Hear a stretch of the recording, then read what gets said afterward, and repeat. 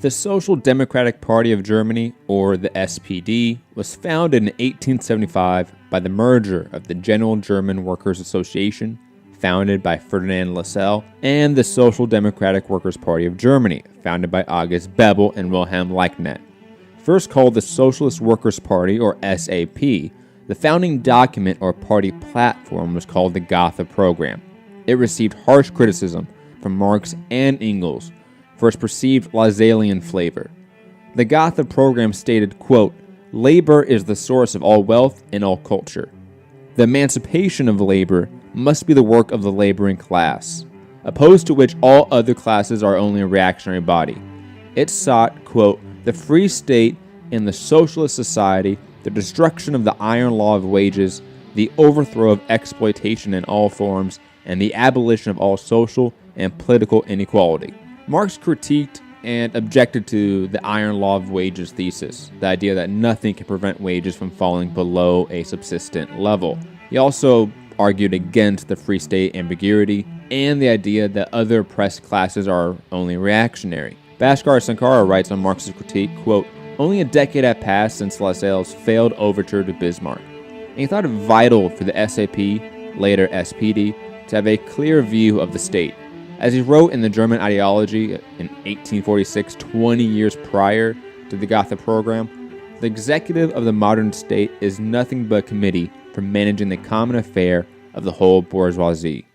A party whose socialist ideas were more than skin deep would have to overcome that state and fight for a transition period, quote, in which the state can be nothing but the revolutionary dictatorship of the proletariat, end quote. Marx also heavily criticized Lassallean philosophy of viewing the state as autonomous from class rule. Over the next 15 years, from 1875 to 1890, it saw the German Empire's first chancellor, Otto von Bismarck, continually pass legislation against social democratic movements called Socialist Zeitgeist. The SAP, or SPD, could stand for elections, but the act of campaigning was effectively outlawed. Meetings were explicitly illegal, newspapers shut down, members arrested, factory owners made workers sign vows that they were not social democrats. Bismarck at the same time started to offer workers a, quote, socialism from above, health insurance, and social security scams. This started to radicalize the SAP. From 1880 to 1883, they removed a clause in the Gotha Program vowing to only struggle by legal means, called their party a, quote, revolutionary one, and proud of its roots in, quote, the great master Marx. The Second Internationale, the successor to the International Working Men's Association, was founded in Paris on Bastille Day 1889, 100 years after the French Revolution. 400 delegates from 19 countries attended. The German delegates were told by Bebel to burn papers before returning home and to look out for state agents in their ranks. The next year, in 1890, Bismarck resigned, and the anti-socialist laws expired. Over the last 15 years of political persecution, the renamed SPD gained a sizable political base. 1 out of 5 Germans supported the party. Due to federalized nature of the German Empire and suffrage being unequal, SPD only received 35 seats in the Reichstag off of 1.4 million votes, while the German Conservative Party received 73 seats out of less than 1 million votes. The state was also functionally still an autocratic monarchy. The emperor dictated foreign policy and appointed the chancellor. Due to this, the SPD viewed the state as a sham and became more radical. In 1891, the party adopted a new platform written by Karl Kautsky and Eduard Bernstein called the Erfurt Program. The program called for socialization of all private production. Such a, quote, transformation amounts to the emancipation not only of the proletariat, but the entire human race. Later it states, quote, without political rights, the working class cannot carry on its economic struggles and develop its economic organization. It cannot bring about the transfer of the means of production into the possession of the community without first having obtained political power. It declared the party fights not only the exploitation and oppression of wage earners in society today, but every manner of exploitation and oppression, whether it's directed against a class, party, sex, or race. The program called for universal suffrage, free Medicare, replacement of the German army with the public militia, end to child labor, 8-hour workday, prohibition of night work, etc. There was a divide in the program's apocalyptic detailing of capitalism and its immediate calls for reform. Quote, "It is the task of the Social Democratic Party to shape the struggle of the working class into a conscious and unified one. The party's concept was one that prepares for revolution, but not necessarily create a violent revolution." Kautsky and Bernstein were in effect the new superstars of the international socialist movement, both men having close ties to Marx and Engels and shaping German socialist policy, which was the epicenter of the international socialist movement. Kautsky was seen as, quote, "Pope to Marxism," and when Marx and Engels died in 1883 and 1895 respectively, Kautsky was seen as the heir to Engels and the traditional Marxist school of philosophy. During the 1890s, Bernstein started to drift towards the center-left and away from traditional Marxist theory. Bernstein saw radical Marxist theory as unrealistic in his work with the workers' movements in England. He didn't see this rising struggle between the bourgeoisie and the proletariat. He saw capitalism adjusting. Quote, "Intermediary classes formed." Capitalism at that time was thriving from a monetary perspective, and struggles of the working class improving through slight reforms and legislations. He thought capitalism had proven it could self-regulate and avoid the types of crises that traditional Marxist theory stated would happen. The English translation of his work on this issue is ironically titled Evolutionary Socialism. Kautsky, being on the more traditional side of the SPD, eventually had to respond to his friend. After a series of disagreements both privately and publicly, he said to Bernstein that he wasn't a social democrat anymore, and he didn't have a place in the SPD. Bavarian reformist George von Vollmer went further than Bernstein, calling for the SPD to turn into a broader, quote, "People's Party," which Kautsky responded that would mean going from a party of the fighting proletariat into an eclectic swamp of frustrated fellows. Rosa Luxemburg, who already was a famed socialist in Poland, was now a teacher within the SPD party. She wrote the best synthesis of Marxist orthodoxy yet, called Social Reform or Revolution. She argued against Bernstein's idolizing of capital reform, saying it was far from stabilized, and financed capital and industry cartels increased the system's crises. She wasn't outright against trade unions, but she saw them as, quote, "suppression of the abuses of capitalism instead of suppression of capitalism itself," end quote. There was a difference between Kautsky and Luxemburg on the view of active revolution versus the passive role of the party that Kautsky and Bernstein implemented, but now Kautsky and Luxemburg were aligned against Bernstein and the, quote, "revisionist" of the party, as Bernstein and others were called. Important to note, during this time, though, the party went from 352,000 members at its founding in 1875 to 3 million members in 1903. The party was now attracting middle-class voters and followers. The revisionists wanted to use this time to make tactical alliances with liberals to win reforms. Kautsky and Bebel were able to keep the party platform consistent with the program, though.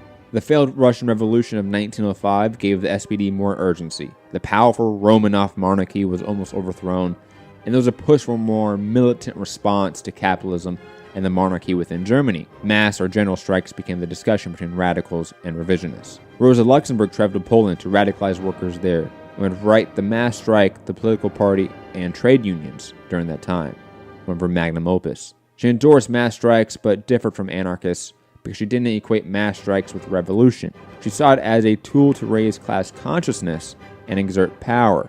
Political and economic struggles were not separate in her mind, so instead of trade unions launching limited strikes, an indefinite general strike could win political gains and thus greater economic ones. She viewed the movement with a direct goal, the dictatorship of the proletariat, a task, quote, accomplished during a long period of gigantic social struggles. Unlike other traditionalists like Bebel, she didn't see mass strikes as a one-off event directed by the party.